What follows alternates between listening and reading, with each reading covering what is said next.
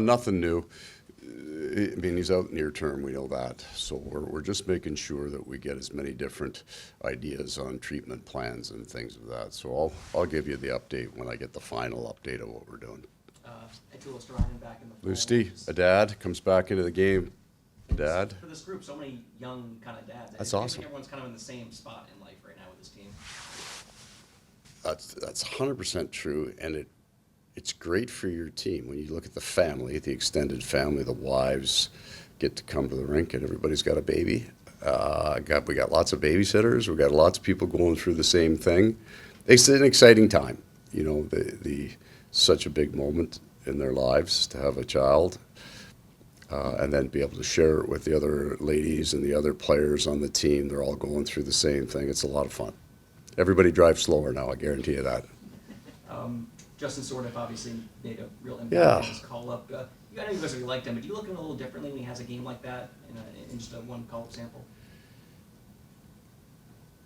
I judge, so the goal was great, and I'm really happy for him, but it was the other parts of the game that you're looking at because goals just don't happen that often.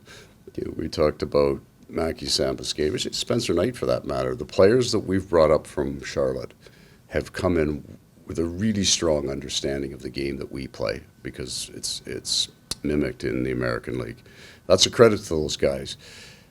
The goal is a prime example that he scored. He was the low forward. He's a winger, but he's assumed the center ice position to be the low forward on that play, and didn't slow down, didn't check his shoulder, didn't try to. There was no question of where he was supposed to be, and that just makes him faster. And then down the ice, he comes with a lot of confidence and a lot of speed, and he makes the play. So he wasn't afraid, not afraid to make a mistake if you're doing the right things. And that takes a little bit of time too. So he's not as big-eyed because he understands where he's supposed to be. He can skate, which is his real asset. So he looks faster now, and you're really happy for him. I liked his entire game, not just the goal. I'm happy for him with that. But his overall game says he's a National Hockey League player. Today's the first time you're going to see the. You got us like all dressed up this morning, brother. Awesome. We appreciate that. Yeah, so today's the first time the Edmonton Oilers are going to be in this building since Game 7 of the Cup Final. I mean, what kind of memories are kind of swirling through your head going into a game like this one?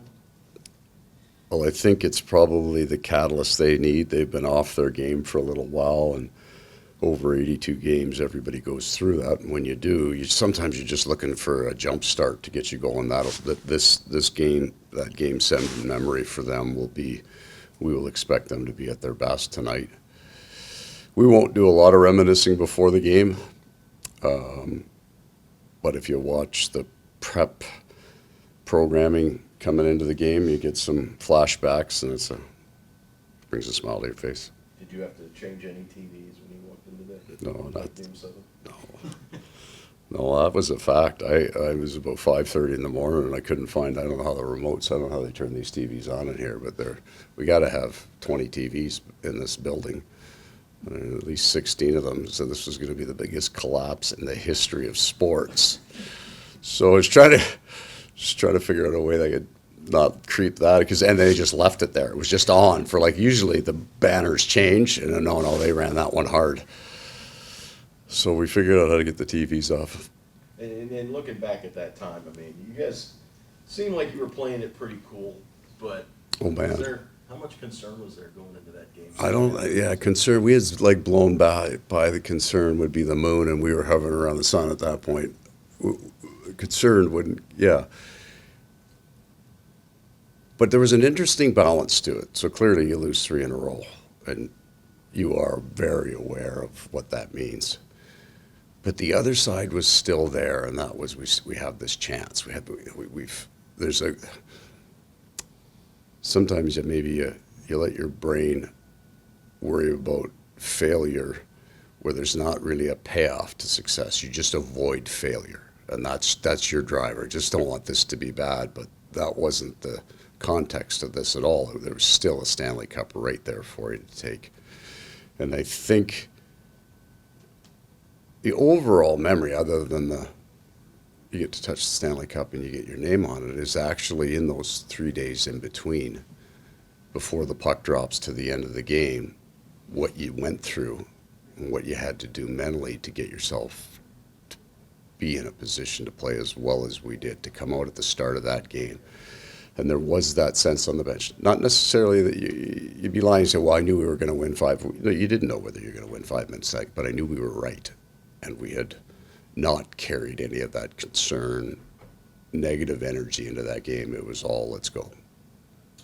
Just one more thing about Matthew Tkachuk. Has anything changed? No, nothing, Positively, nothing. We just don't need to hurry right now because he's not playing on the weekend, and we're not jamming him back into the game. So we're just going to make sure that we see as many people as we need to see to make sure that we got a really good handle on how it wants to be Is he back approached. in town, or is Yep, he- he's here today. He's avoiding you. Looking at the game in Nashville defensively, really didn't give up much. Obviously, the Oilers are a different beast, but how Yeah. do you kind of take some of that into this game?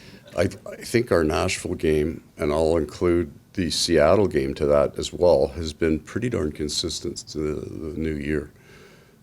Defensively, it's just going to look different because they are so dynamic, right? They can create something even if everybody's in the right spots, and it's a lot of competing with a team with that high skill level is what you allow them to do with the puck, where your sticks are. It's a lot of the details are far more important, and it's not just you got to be in the right spot. That's true every night, but your stick's got to be in the right spot in the gap closure, and you can't be the only one defending against the puck carrier.